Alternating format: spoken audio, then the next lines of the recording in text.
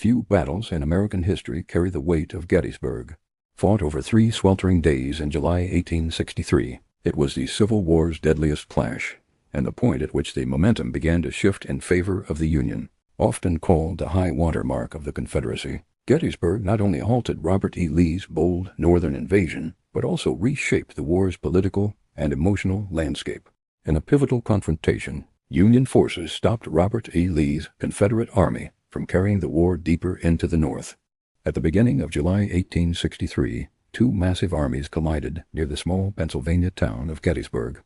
What began as a chance skirmish between Union cavalry and Confederate infantry searching for supplies quickly spiraled into one of the bloodiest and most decisive battles of the Civil War. The Union's hard-fought victory not only boosted Northern morale, but also crushed Lee's hopes of forcing the North into peace by a bold invasion.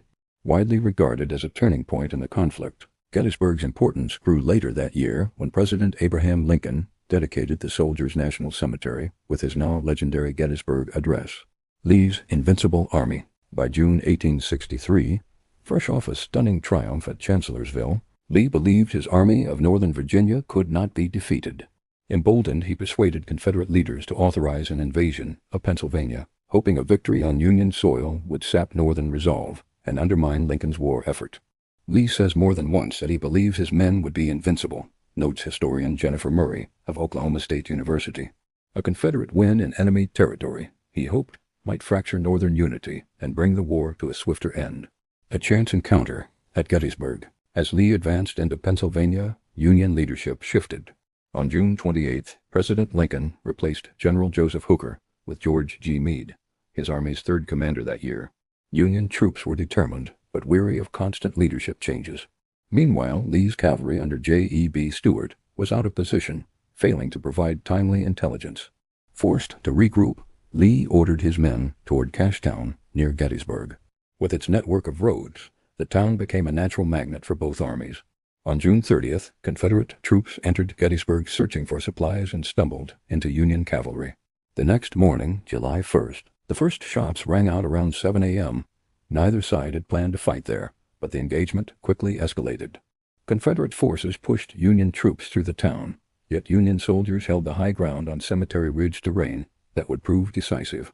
3 days of brutal fighting. On July 2nd, Lee launched fierce assaults against both Union flanks, but delays and missteps allowed Northern reinforcements to hold firm. More than 20,000 men fell that day, one of the war's bloodiest. Determined to finish the battle, Lee ordered another massive attack on July 3rd. Nearly 15,000 Confederate soldiers under George Pickett charged across open fields in what became known as Pickett's Charge. The assault was a disaster. About 5,600 Confederates were killed, wounded, or captured.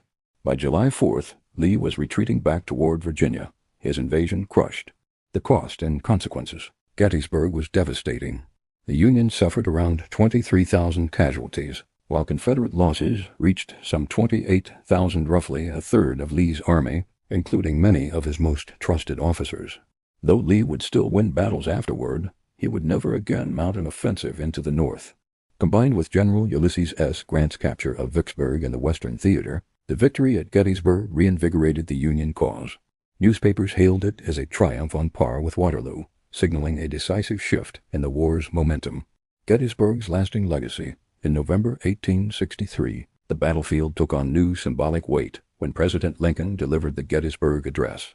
In just a few sentences, he honored the fallen, redefined the purpose of the war, and reaffirmed the nation's democratic ideals, that these dead shall not have died in vain, that this nation under God shall have a new birth of freedom, and that government of the people, by the people, for the people, shall not perish from the earth. Gettysburg was not the end of the Civil War, but it marked the moment when the tide began to turn.